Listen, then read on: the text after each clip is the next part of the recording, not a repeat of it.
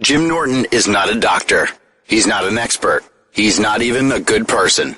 The views, opinions, advice, and humor of Jim Norton does not reflect those of any doctor, of SiriusXM, of Opie Radio, or anyone else. They are solely those of Jim Norton, Lyle Chipperson, Edgar Mellencamp, Paul Hargis, and whoever else lives in that chinless head of his. If any of this advice goes wrong, you are the asshole who called a comedian instead of a doctor.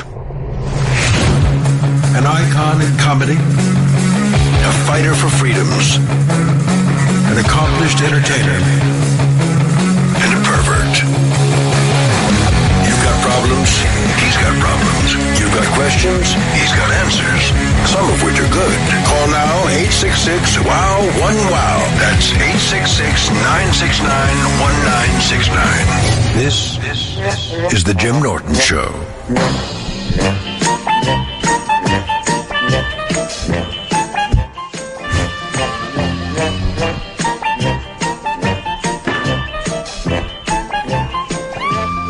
All right. I just sent out a tweet saying that we are live. So I hope that people realize this is live. I haven't been live. I think last week I wasn't. I was in Los Angeles. And now I'm back home. This is my first one. So if it's weird and echoey, I'm sensing that it is. It's because I'm in my new apartment and this room I'm in is not that big. Can you hear the echo? Lou, just type if you can hear the echo. Because for me, it sounds like I'm talking into a really big vagina. Great reference for a 26-year stand-up veteran. He says it's not bad. Next week, Don came over yesterday. And, his cowboy boots, and we chatted. And he hooked us up. But the room I'm in, I have to go in the other room where it's a bigger room. So now it's echoey. I apologize. It won't be like that next week. And I'm sweltering right now in the fucking heat. Because I have shades in this apartment. So I can't open the windows in this because the shades hang too low in this one room. So like a dope, this is the room I choose to do the advice show from. The one where there's 4 windows and I can't open any of them. It's really great. So I'm really warm right now. And by the way, my chair, there's something with my chair. I have one of those office chairs, a really good one. And the black wheels, I don't know if the movers rolled them through, a toxic spill on the way to my apartment. But now the bottoms of the wheels have been falling apart. So I can't even sit in my fucking chair. So I'm sitting in this stupid outdoor white trash, like the type of chair that you put a beer in each arm of it. It's like a soft cloth chair, and I'm sinking into it, and I really feel like a fool right now. So I'm going to try to get the air conditioner on, but I can't reach it. Oh God, hold on. I'm doing this. I'm talking. Stay there. Right now I'm trying to turn on the air conditioner because it's on and nothing is coming out. God, there it is. Okay, sorry about that. Could you guys hear me doing that? Oh, okay, good. Because I had to do something. Because I was literally 30 seconds into my show, and both of my balls were stuck back between my ass cheeks, not even to my leg. All right. Whew, I'm good. I had it on auto for some reason. I just don't know what I'm doing yet. Sheldon in Canada. Hello, Sheldon. Hi, Jimmy. What's up, bud? Hey, what's this UFC thing that you're doing? I'm going to be hosting, it's called UFC Unfiltered, I think, and it's their official podcast that I'm going to be hosting with Matt Serra. Pull away from the mic. Hold on, Lou, it's distorting. I'm on. This is the same as I've had it. So I don't know what to tell you. Which one do I turn down? Sorry, buddy. Mike. How's that? Is that better, Lou? I think Lou sometimes writes yes just to shut me up. Hold on. Sorry about this in the middle of your call. I just turned the air on and it turned off already. What the fuck? Is my mother in the wall? Mother was always very stingy with the AC. Like I would go out and turn it on at 7 a.m. and she would be like, the electric bill's going to be too high. So I love my mom, but she was always kind of shitty with the air conditioner. The Nortons never had a whole lot of air conditioning happening. So that's what I'm going to be doing for UFC. It starts in June. I signed with them a while ago, but I had to wait to announce it. Jim, if I could just kind of all over the place today. What's going on? Well, I came in. I'm getting situated because I'm sitting here in my new apartment, and I'm looking out the windows, and it's hot because my air conditioning now just turned off again. I'm in a cloth chair, and I'm looking at a view that I've never done my advice show from before. So that's all. And plus, I'm worried about the acoustics, but I wouldn't say there's anything going on. Oh, okay. Love you. Thank you, Sheldon. What a nice Canadian boy. Wants to know if I'm okay. Jim, I'm happy about the UFC thing, but are you okay? Just checking in. And Lou again, tell me if it echoes or distorts. Oh, does Lou love hammering me? Let's see. Dave in Michigan. I don't know what this means. Jim. What's up, buddy? How are you? I'm good. So I have a real problem. Okay. Okay. So I really don't know how to say it, I guess. I feel like I don't know. I felt like I was on thought we were all in this thing together. Blacks, whites, women.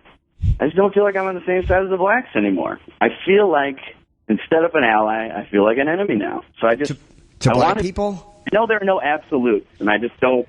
Wait, hold on. You mean like you feel like an enemy to black people? I don't necessarily want. I guess if you wanted to say that. You know, it's funny, man. Me and Ant were talking one time about race. And, pardon me, we get this team mentality when it comes to race. And whenever we see something on the news, whether it's a white cop shooting a black guy or two black guys beating up a white guy, immediately a lot of us side with the guy, even if it's a subtle way, of our race, because we can see ourselves in the other role. Do you know what I mean? Like, I could see myself as a white guy being beaten up by three black guys, or as a white person, I've never had problems with the white cops. And I think that we just tend to watch these images and we side with somebody based on how they look, and then we start to resent the other race. And I think black people do it too. So, how do you like blacks more? That was the question. That's why I wasn't sure what you meant. Maybe do what I've done and stop and realize, hey man, I'm kind of falling into a trap there, and that's not a good place to be or a fair place to be. And that's honestly exactly what you're saying. I mean, that would go with I wouldn't have been anywhere around black people my whole life, which is ridiculous. Petraeus, I think, is the greatest comic that has ever lived. Petraeus, Pryor, and then you can make your own list there. Sure. I wasn't a huge Carlin fan. I know you are, but I seemed like an old man. It just didn't speak to my generation. Okay. But the reason why I say is I felt like on their side is, I don't know, I think I identified more with, I didn't know my father, and I have a very large group. What I'm really saying is I'm actually telling my friend, I have a good enough relationship with them, and I say, they're really fucking the dog at this point. I don't know why, if that's the race baiter shit that's on television. Probably, but sorry to interrupt you, buddy, but a lot of, I think, what we see, I'm saying this, I'm only interrupting you because you mentioned Petraeus and Richard Pryor. And a lot of what we see on TV is, again, we see one image of people. And the thing that Pryor was so unique with as a comedian was he didn't just show black people being funny, but he showed a very, very vulnerable and at times frightened side of being a black male. He didn't just come off like he was this strong character. He showed a very, very frightened and vulnerable side. And I think that people saw that and they're like, oh, okay, I can relate to that. So maybe Petraeus had the same effect, and a lot of the images we see on TV don't show that side. I mean, I don't know. But, it's falling into a trap, and black people fall into it. I fall into it. Women fall into it. We all fall into these traps of watching images and watching news stories and reading blogs and looking at certain headlines. And without even realizing it, we pick apart, oh yeah, that's the way that's supposed to happen. Of course they beat up a white guy. Or of course the white cop shot the black guy. And we tend not to read into the second paragraph of the story. Well, then mentioning, like you said, with Petraeus and why I put him above, who the fuck am I? But put him above Pryor just because, so like with Pryor, the drugs affected his decision-making. Whereas Petraeus, he's not a fucking saint. The guy's a complete asshole, Petraeus. But it just seemed like he stayed so fair as much as he could. And there's nobody that was more upset about white people. But it seemed like it was valid you know. Well, you also got to realize they came from very different generations. They had very different showbiz experiences, and they came from very, very different homes. I mean, fucking Pryor was raised by in a brothel, and his vision of white people was they came in and fucked his mother for money. So there's a tremendously different place they came from. But when you say getting out of that trap, what, you know, I mean, you said that we fall into it. Not really falling into it, but... Oh, we all fall into it, dude. Like, I've caught myself thinking racist shit. And not that we're all going to be racially perfect, but you're watching something, look at the black guy did this or this guy did that. You know, and I tend to look at that and I don't examine each thing individually. Like, you know what I mean? Like, at times I've caught myself thinking unfairly. And I think most people do, and it's just like, hey, admit to myself, hey, yeah, at times I'm a biased, unfair asshole. It's human.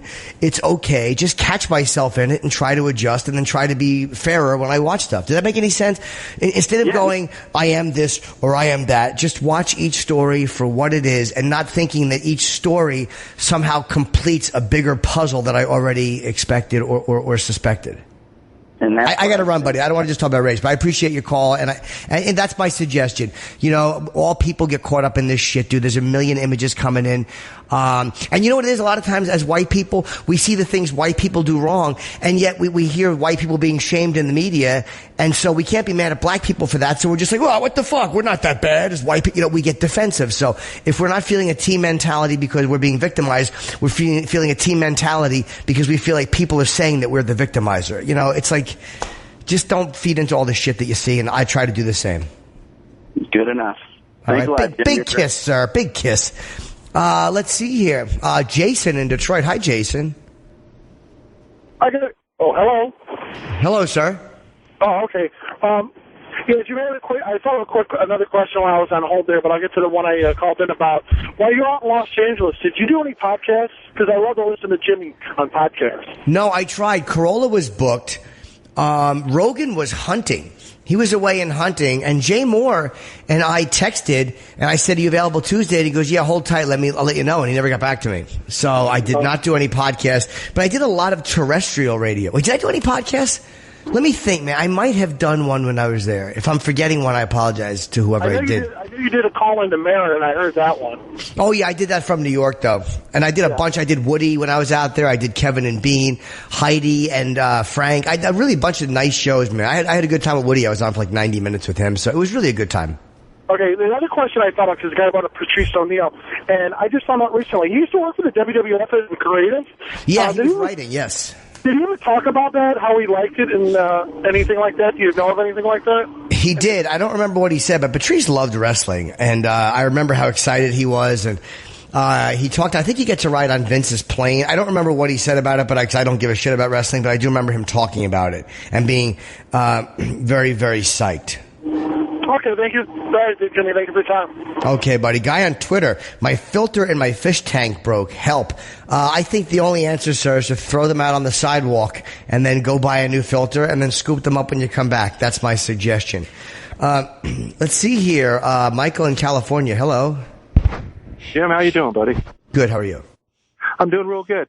Hey, my dilemma, and it has turned into a huge dilemma, is I just turned 52. Met this 32-year-old woman. Amazing. I'm married. She found out, and she's going to lay the hammer down on me. What do you mean? Threatening to go to my wife. What does she want? She got me. Pardon me? What does she want? Like, were you in a real relationship or just fucking her? It was just fucking her at first. Then it got a little bit deeper. Did you lie to her? We were seeing. Yeah, I did. Oh, okay. I did. I told her I wasn't married. She asked me if I lived with a woman. I told her I didn't. She's over in Texas. I'm in California. How'd she find out? I would see her about twice. It was around Christmas time, and she pretty much demanded she wanted to come stay with me for the holidays. And that didn't go over too well. Does she know your real name? Yeah. Oh, yeah. Oh, yeah. And has she seen your Facebook and stuff like that? Not on Facebook, not very big social media presence, pretty much zero. But she knows the name of the company I own, and my wife is a partner with the company, and she's threatening to go to the company and visit my wife, shit like that. What does she want? Like, she's just mad and scorned? I think she's, a woman scorn type thing. And she was into the swing scene. We were going to Frisco. We went to New York, all these swing clubs, and it was amazing. And then, it got a little more serious than I wanted. I think she started to fall for me a little harder than I think she thought she would. Sure. And at first it was just going to be just a fuck around, have fun relationship. Well, let me ask you something. How long ago did she find out? This would probably be around December. And she hasn't gone to your wife yet, and it's almost June. Yeah, but she every couple weeks she drops a little hint on what she's going to do. Hey, I live in Orange County, California. Hey, I'm out in L.A. this week. Maybe I'll swing by, that type of shit. So it seems to me like she is, again, personally, I think if she was going to contact your wife, she would have done it already. I think, the anger is there, but now maybe how long did you date her for? It was probably a good 4 months. You dated her for 4 months, you fucked her, you lied, and now December, January, February, March, April, May, June, it's almost 6 months later, and she's still kind of making you pay for your lie. Has she done any of the things she said she was going to do? No, but I think the reason for that, Jim, is that we were friends for like 3 years before any of this happened. And she didn't know you were married? Pardon me? So she did. So you lied to her for a long time. It never came up in the beginning. But it's a lie of omission. It's a lie of omission. Yeah. And you know that. So what happens is she's feeling very used and stupid. And I'm not saying what she's doing is right. Have you apologized to her? Oh, I've begged her for forgiveness. I've sent her so many letters of apology. I told her I'm really sorry I hurt her. I didn't want it to turn into this. She's a wonderful person. I don't want to lose my marriage. It was really stupid of me. Well, then I guess all you can do, they say, and again, I'm not saying I'm not an expert in this area by any means, but there are ways, like if someone wants to blackmail you, at times you have to just go, okay, go ahead, let the person know. Because if you give the money, like Charlie Sheen recently came out and said he was being blackmailed, so he finally told the truth, and he said it saved him millions of dollars because he had been paying millions of dollars. Sure. I had a girl threaten to blackmail me, much different circumstances, much less of a penalty for me. I was single, I was talking dirty to her. I fantasize about some dirty shit. None of it illegal. Like, I wasn't anything like, oh God, she's going to go to the cops. She didn't know my real name, but she's like, hey, I know your company name and I'm going to go to your emails. And I said, you really don't know who you're talking to, do you? I said, everyone I know knows I'm a pervert. So if you want to post that stuff, knock yourself out. Right. And the next day she apologized. But I gave her a way out. I didn't go, fuck you, bitch, blah, blah, blah. It was like, look. And then after I said that, I said, let's just talk tomorrow when we have cooler heads. I don't want to fight with you. I gave her a little bit of a slither room out. But if this girl's not demanding money, she's just feeling vindictive and pissed off. You've already apologized. And she's probably not going to show up. So I would say that, if she keeps making these threats, I wouldn't grovel and beg if I were you. But again, there's no way to guarantee that she doesn't show up. But for the rest of your life, you can't be looking over your shoulder. Sleep in bed with one eye open. Oh my God, who's at the door type of thing. Yeah. So if she does one day, you may have to realize that there may come a day where you have to address this. Yeah. But for now, the positive is you don't have a kid with her. She's not demanding money from you. You fucked up, you got caught, you did apologize, and she obviously is still interested in you, or she would have just outed you to your wife and then fucking split. Yeah, and I think you hit the nail on the head. I think she's just scorned. She feels like an idiot because she's always prided herself on, how smart she was. She doesn't get played. And I think that's the thing that's just really the craw is that she feels now like she's been played and used and somebody got over on her. And I don't think she wants to really throw me under the bus, but there's a part of her, I've seen the anger side of her, and there's a part of me that says, man, she could do that. Well, don't throw a hornet's nest at her and go, I dare you, bitch. Don't be stupid about it. But, I would have to say that you can always talk calmly to her about it. But if she's like, I'm going to tell your wife, you might just have to go, look, I've asked you not to. I have apologized to you, and I meant it, and we were friends first, and I fucked up. And I liked you a lot more than I thought I was, and it went into a direction, and I was too stupid and weak to tell you the truth.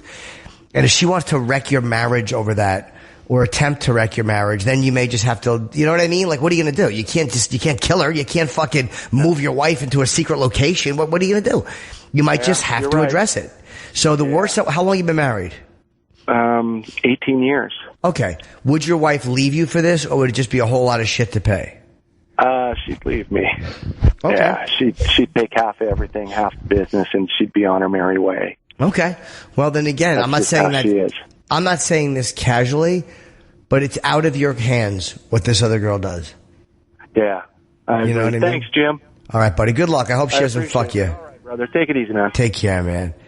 Let's see here. Dominic in Maryland. Hello, Dom. Hey, Jim. How's it going? Can you hear me? I can, buddy. Excellent. So I love your show, and I listen to it every week. And one of the things that's like simultaneously irritating and fascinating to me are the crazies who call in. And I know we're all kind of crazy for listening to the show anyway, but specifically like guys who will call in every week asking the same shit, or they'll call in with like fake questions. I want to know specifically, like, how do you feel when you're engaging with, like, the worst of them, like, the really strange guys? What's going through your head?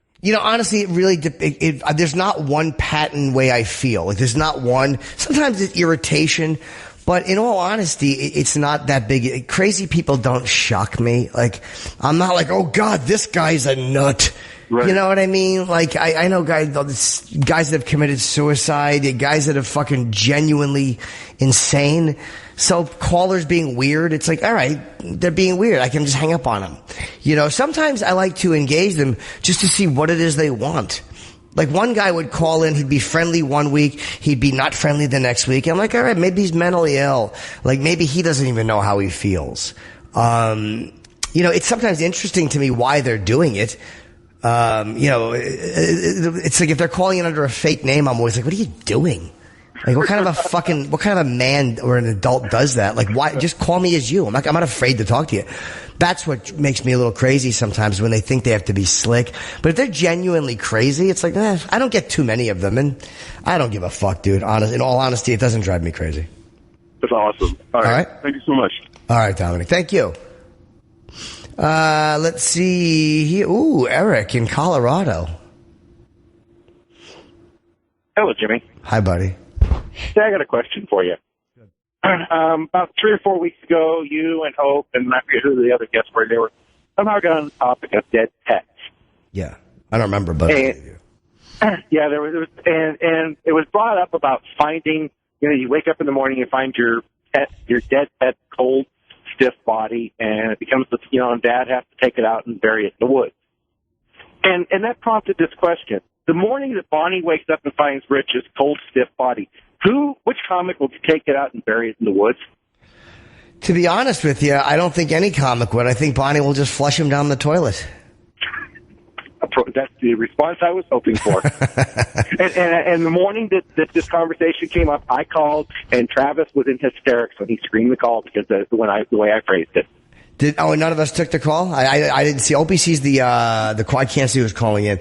But, I don't know why Ope didn't take the call. I don't know. Maybe they didn't type it in that way. But when I called it in and I told the screener, I'm pretty sure it was Travis, and he was in hysterics. Well, it's one of those things like, maybe Ope didn't see. Sometimes we're yapping and we don't look at the phones. Be nice to Rich, though. His mom passed away. He's doing okay with it, but it's still, it's your mom. So send Rich a nice tweet. He's a good friend, even though we fuck with each other. But, when someone's mom died, you don't want people fucking with them. Yeah, I know. And I felt bad for Rich when I heard that this morning. I was like, gee, I guess we'll have a heart for him. But yeah. All right, thanks for. All right, buddy. Let's see here. Justin in New Jersey. Hi, Justin. Hey, Jimmy, how are you? I'm good, buddy. How are you? Okay. So I guess let me give you a little background, man. I've been married for about 3 years. My wife is really great. Kind of early on in the relationship, we were kind of talking. I travel a lot for work, and, she basically told me whatever I do is okay as long as I don't come back with diseases or extra children or something like that. Sure. And, lately I think I've been overdoing it a little bit. Right now I'm dating like 3 different chicks. One of them... Humble brag. One of them knows that I'm married. The other 2 do not. The one that knows is kind of cool about it, but she's starting to get more like relationship-y than initially discussed. Okay.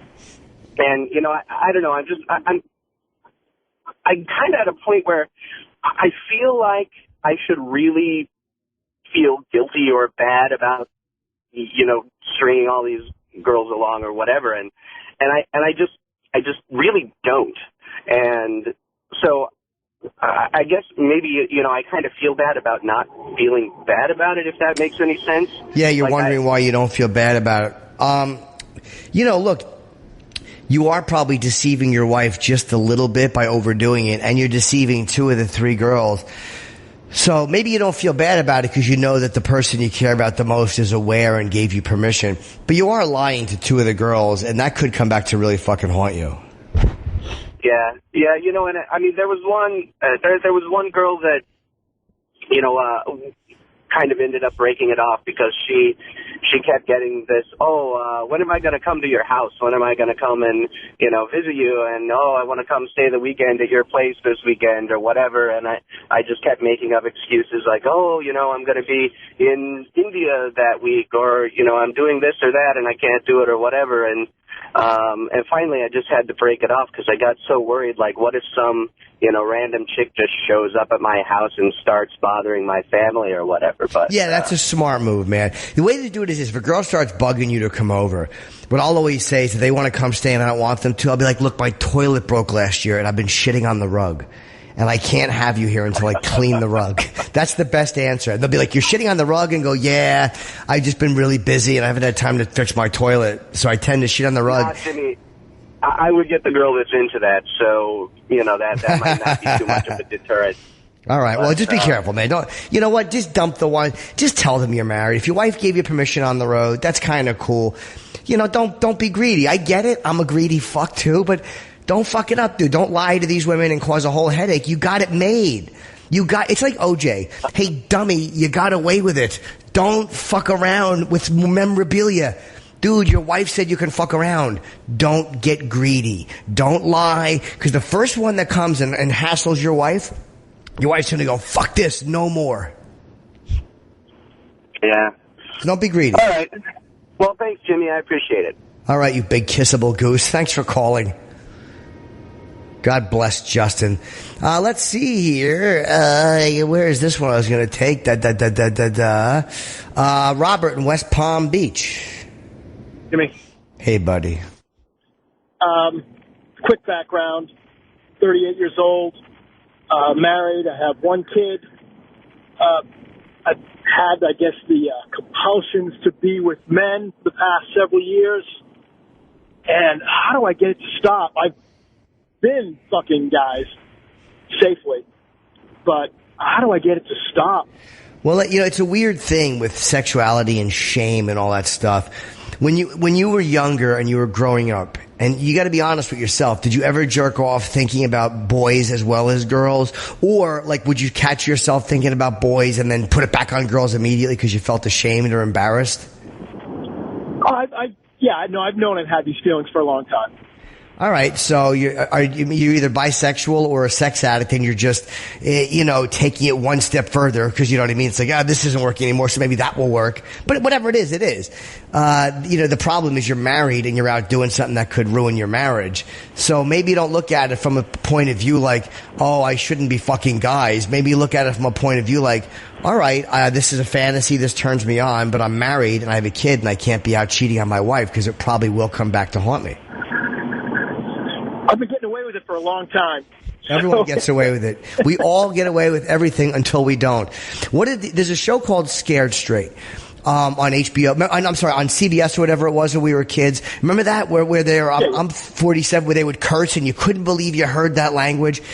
And there was one of the prisoners talking to the students, to these students. They were all scared, and he goes, "The cops can make 1,000 mistakes. You can only make one." And I never forgot that. You can cheat successfully and she can't know 1,000 times. You only have to make one mistake and you're ruined. So maybe you want to look at it like every time you get away with it is one step closer to getting caught. I wish it was that easy. But I know, dude. No. I'm not saying, and I'm not judging you morally, and I'm not scolding you. But I'm only saying that you are a married guy. If you were single, I'd say just go out and try to talk to the girl about it, then fucking pop a dick in your face and enjoy it. Or is there any way you could talk to your wife about this? Is there any way she would be open to this? Not at all. Yeah, and you've never even broached the subject to her. No. And you want to stay married. Oh yeah. My real life is great. Do you do other sexually addictive things? Like, do you see female hookers or fuck female coworkers or lick girls' feet or do any of that stuff? Nope. It's just the urge to have sex with men because you have these bisexual urges or feelings or whatever. That's probably much true. Well, I would say the options are, if you can't talk to your wife about it and you can't get her to understand it, maybe count your blessings that you have not been caught yet. Because what's going to happen, you only have a couple of options. You can continue to do it or you can stop doing it. Right. You can tell her or not. You've already said you can't tell her, so that option is closed. Now you have the option, do I do it or do I not do it? You've gotten away with it for a long time, but you are at a tremendous risk by doing it. You're at a tremendous risk by getting caught on your phone, by getting caught through an email, by getting caught by the one text that goes through iCloud that you don't count on. Again, we don't get caught until we do. Right. Well, I can tell you, Jimmy, I'm a man. I'm a mastermind at this. I got the email address. It doesn't come back to anything. Never text, never phone. You know, I mean, I always have. Not that it makes me any fucking. No, I understand all of that. I take steps. And we are all masters, and we all take steps. Do you know who David Petraeus is? Yeah. David Petraeus was the head of the CIA, and David Petraeus ran the Iraq War for the Allied forces, and he had to resign as head of the CIA because he had an email to his mistress that he couldn't get rid of. David, you cannot get more clandestine or black ops than David Petraeus, and he got busted with a fucking email. Hillary Clinton was the Secretary of State, and she cannot make these emails disappear.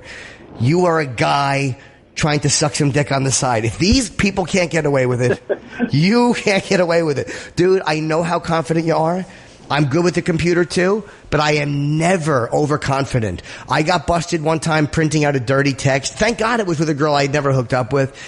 But understand that there's always a risk, and no one is as masterful as we think, okay? Thanks, Jim. All right, pal. Good luck. Just be careful you don't get AIDS. No. I'm talking to myself. All right, take care. All right. Excuse me, Anthony in California. Hello, Tony. Hello, hey, Jim. How are you? Good. Hey, so I have a friend. He's my age. He's like 28, and he's an alcoholic. Like I've always known he's like a big drinker when we would party back in the day, but now he's just gotten worse, you know. And like he drinks. Like he came over to my house and he just put down like a 12-pack easily, and then we went out, and this was like at 9 a.m., right. 10 a.m. So it's just progressively getting worse, and in social situations, he's getting really, like, sloppy all the time. We've been kicked out of bars, and I don't know how to tell him, like, listen, man, like, I love you as a friend, but like, I can't have you around a social situation. You're embarrassing me and yourself, and I want him to get help, too, you know? Why can't you say it in a nice way? We'll start with, I love you as my friend, but I'm a little concerned. See, like, what happens is a lot of times, it's not that you have to soft soap somebody, but, you know, alcoholics or drug addicts or food addicts or whatever the fuck are defensive people. You know, none of us are thrilled to be confronted with addiction. But I think you do have the right to tell someone, like, look, I get kind of uncomfortable when we go out. You know, do you think that drinking is an issue for you? And if he goes, no, fuck that, no. well, then maybe he's not ready to hear it. And maybe one of the ways you can help him is distance yourself from him. Because sometimes we have to see what we lose and people have to hit bottom. And hitting bottom doesn't mean that you kick your wife in the fucking twat and throw her off a balcony. It could just be that you get reprimanded at work and you lose some friends. It doesn't have to be fucking Bowery bum stuff. But maybe one of the you can talk to him first as a loving friend, not accusing him, not you're an embarrassing bum, you cancer. Maybe just talk to him with love. And if he still doesn't understand it, then you remove yourself a little bit. And you may have to be honest. And if he gets mad, fuck him. He's the one drinking. He's the one getting thrown out of bar. This is what alcoholics do to people. He's the one fucking up. You're being socially responsible. And you're worried about offending the guy who's drinking and not giving a shit that he's getting you thrown out of bars because he can't control himself. Correct. Yeah. No. And I've talked to him. I have talked to him about it, but the problem is he was fucked up when I talked to him. So yeah, that's not the guy you need to talk to. The guy you need to talk to is probably, the sober one. Not the fucked up guy. But again, dude, all you can do is express it to him lovingly and be a good friend and be there if he needs you.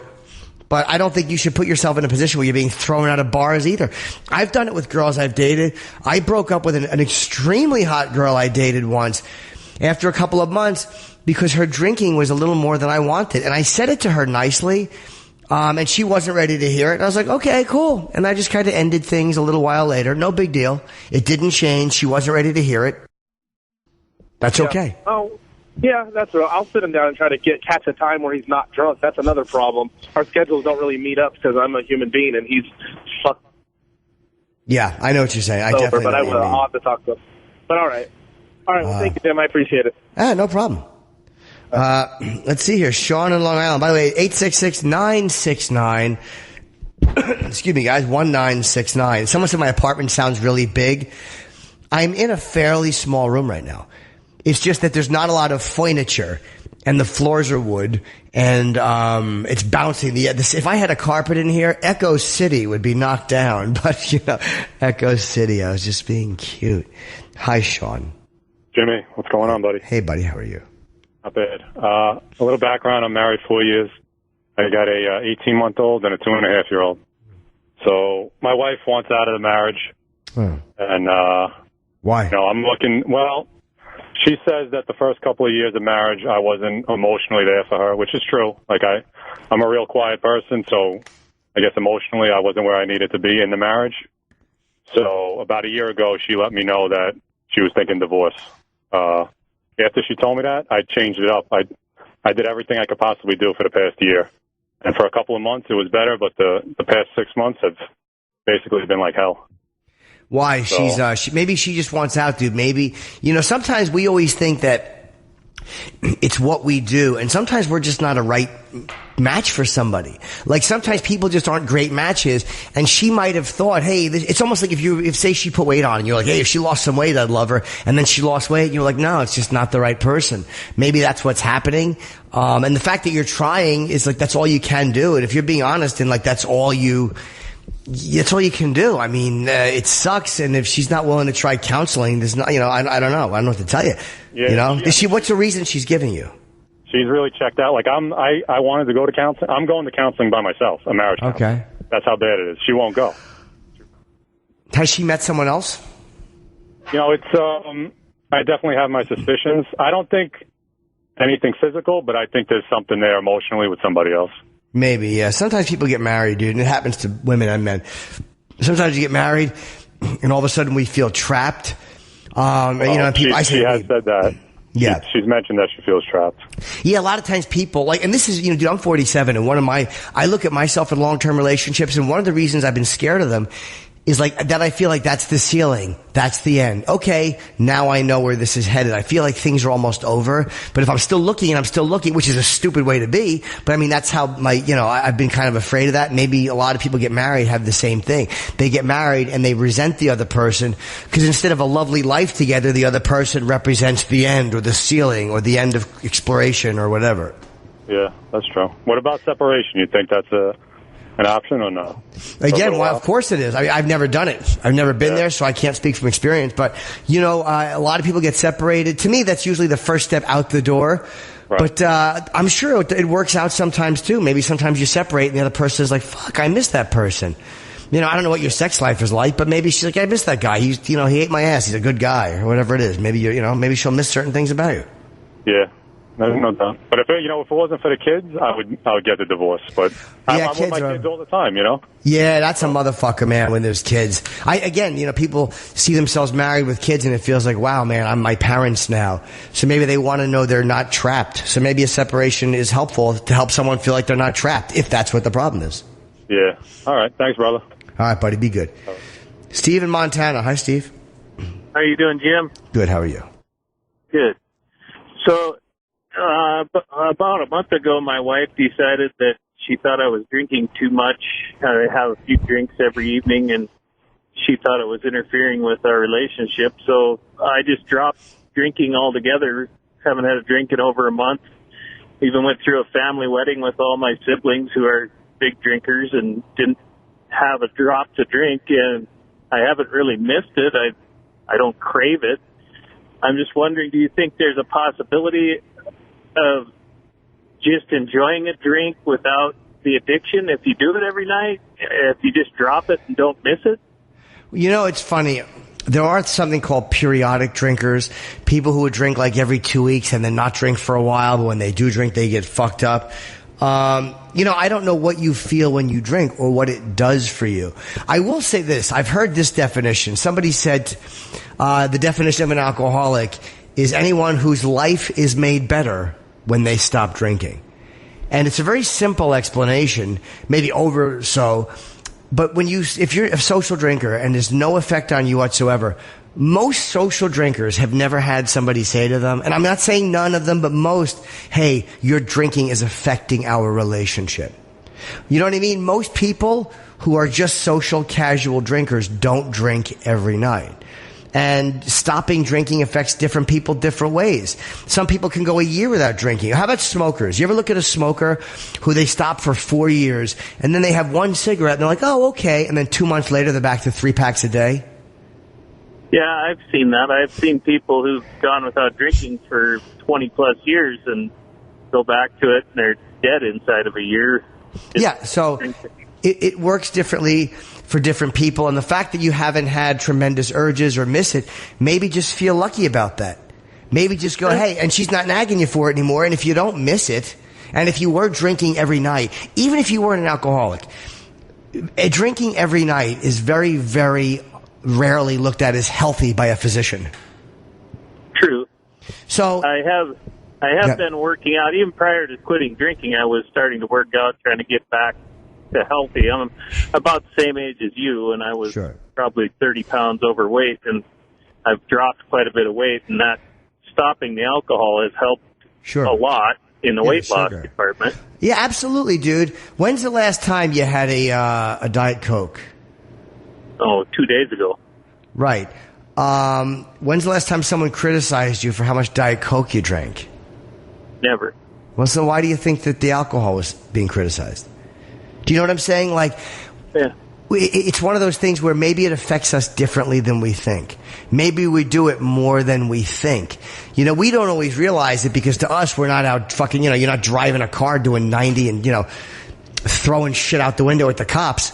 But maybe it was making you a distant person, or maybe you do change more than you think when you're drinking. You know what I mean? Maybe it's not 100% turn. Maybe you do a 30 or 40% turn. But maybe she's sitting next to you on the sofa going, this is not him. There's a barricade between us. It's an invisible barrier. So whatever it is, it was affecting things. And if you've lost weight and you feel better without it, all you've done is describe great things that have happened since you stopped. Right. True. So most people who are not having a problem with drinking would see no difference if they stopped. True. Thanks, Jimmy. All right, buddy. Good luck. Thanks. Hey, Ted in New York. Ted, welcome aboard. This is Ted's Help Emporium. Hello, Ted. Oh, God, I hope so. Hi. Hey, buddy. How are you? I'm good, actually. I'd like to consider myself a extremely high-functioning alcoholic. Yeah, I think that sometimes high-functioning alcoholics even have a harder time because you guys don't miss work, or you fulfill your obligations. That's even harder for people to see because they get shit done. And that's exactly my problem. So I recognize I got to stop drinking, otherwise I'm going to be dead in a ditch. Sure. But to your point, I don't miss any commitments or anything of the sort. I don't disappoint family, friends, etc. I certainly black out and forget some conversations that happen and have to be reminded thereof. But and quite honestly, I don't know how to, I guess, function in a social atmosphere without having alcohol. Well, it is a social lubricant. I mean, you know what I mean? It's easier to have a drink or two, but most people who I think drink healthy, they don't fear, okay, if I start this, I might not remember the rest of the night. Like, they have a whiskey sour and they nurse it over the course of an hour or two. You know what I mean? They don't black out. They don't drunk drive. They don't obsess over their drinking or count their drinks. Again, like I said to the caller earlier about getting caught, no one gets caught until they do. You don't get caught drunk driving until you do. Like, we all run out of luck. And sometimes the high functioning guys have a harder time because when it finally goes wrong, it goes really fucking wrong because you've gotten away with it for so long. So the risks are more and more. The fears of getting caught are less and less. And then all of a sudden something devastating happens, like you come out of a blackout and you're locked up and you don't remember what you did. And the police have to tell you, like, yeah, you were drunk driving and you rear-ended somebody. Or, you know what I mean? It's like, dude, oh shit, Ted dropped. Thank you very much. Ted, call back if you get a chance. We didn't hang up on you. But I'm babbling, thinking I'm really hitting a home run here. And that Ted's just listening and getting help. But meanwhile, his call dropped. I hope he didn't hit a pole. Let's see. Ted is back. Oh, thank God, Ted. I thought you killed yourself. Hello. Welcome back, Ted. I considered it. Oh, my God. I'm sorry about that. Nah, that's okay, man. What did you hear up to? I won't bore the audience by repeating it. I was just babbling in my echoey apartment. Up to and including the part of the woman nursing her whiskey sour for an hour. Yeah, no, or a man, too. Just if you fall, it might be a long fall from grace. So what is your concern? You want to stop? I mean, I know I should, but so here's my thing. And this is probably a ridiculous thought, but can I stop drinking but still smoke pot? Or is one intertwined with the other? Well, I've always looked at it like they're all kind of the same with pot, drinking, coke, and any of those, prescription meds that are not needed, or you know what I mean? If it's done just for the purpose of getting high, and then there's always people that will try to be clever. What about coffee? We all know the difference. Why don't you just give it a shot and try 90 days without any of it? Just see how it works, and see how you feel after that. And even though you're a high functioning person, if it's not a major issue, that shouldn't be a big problem for you. Yeah, and I appreciate that, and I promise you I will. I've done that in the past, just to prove to myself that I can. And okay. I think that might actually hurt me more than it helps me, because then I have that in the back of my mind saying, I got this under control. I can stop again whenever I want. Well, then if you're stopping, sometimes when we stop, it's literally just to prove it. It's almost like saying, hold your breath for 30 seconds underwater. So if you're only stopping because you know you're going to start again, like, I'm just proving that I can get through it. That's a little different than just live. Do you understand what I'm saying? It's almost like, if you're just checking days off a calendar like you're in prison, okay, you can physically stop for 90 days. But if it's something that you still know, I'm going to start as soon as this is over, and you have no intention of staying stopped, that might not be as sincere an effort. Because you're going back to it. Because think about it, Ted. You are going back to it, and you're still having blackouts. Yeah. You make perfect sense. I just have the courage to do it for the right reason, I think. Yeah, like you don't want to black out and kill somebody. And there's no dramatics in me saying that, buddy. That is something that alcoholics do. Like, every time there's a drunk driving accident and somebody is killed, I would say 90% of those people are alcoholics who have drunk drove before and gotten away with it. Maybe, I don't know what the percentage is on people who had one social drink at a party. I'm sure it's some of them, but I'm willing to bet it's the majority of them are people who just have been drinking for years and gotten away with it, and finally it caught up with them. No, I would agree with you. All right, I got 2 minutes, Ted. I hate to wrap up with you, but you know what to do. There's 12-step programs. There's plenty of places to seek out help, as you know. But give it a sincere shot. The only thing you will lose is a little bit of drinking time if you decide. But you've already tried the experiment, and you've gone back, and it hasn't gotten better when you started drinking again. True story. Thank you, Jim. All right, buddy. Good luck. Let's see here. Vanessa in Massachusetts. And we only have about a minute and a half, love. Hi. Hey, Jimmy. Hello. I just wanted to give you some advice. Oh, good. Thank you. Even though this is your advice show, I'm taking please, over. Advice could be from me or to me. I'm very open. So, said you're worried about long-term relationships because it's the end, like it might be the end of the road, you're hitting the ceiling, whatever. But I can tell you, I'm married, but if you find a girl like me, your life is just going to begin. Why is that? Let's just say I'm adventurous. You got to find a sexual person that likes to get into different things and have fun and always keep it new and exciting. That's true. And you got to find someone that's open, has an open mind. So you're saying basically don't give up hope because I will find a like-minded gal. Exactly. Who will enjoy some of the same things I do. And instead of feeling trapped and isolated and shitty, I will feel open and free to explore with somebody I like. Absolutely. I am not saying, not that you haven't. Maybe you just haven't found the right person, whatever. But, you know, there's a lot of different factors that go into it. But you find a girl like me, baby, and your life is just going to begin.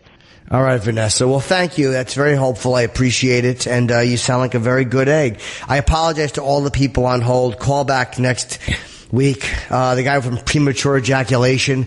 When you're about to come, what works for me is you put your cock on a table and you smash it with a stapler. Not the pointy end. That'd be silly. Just the blunt end. Call next week. If I can help you, I will. All right, guys. I got to wrap up. Let's hope that next week isn't as echoey. Can you hear that? Thanks for listening to the Jim Norton Show. Hear all that advice whenever you want to on demand at SiriusXM.com/on-demand. On SiriusXM is real.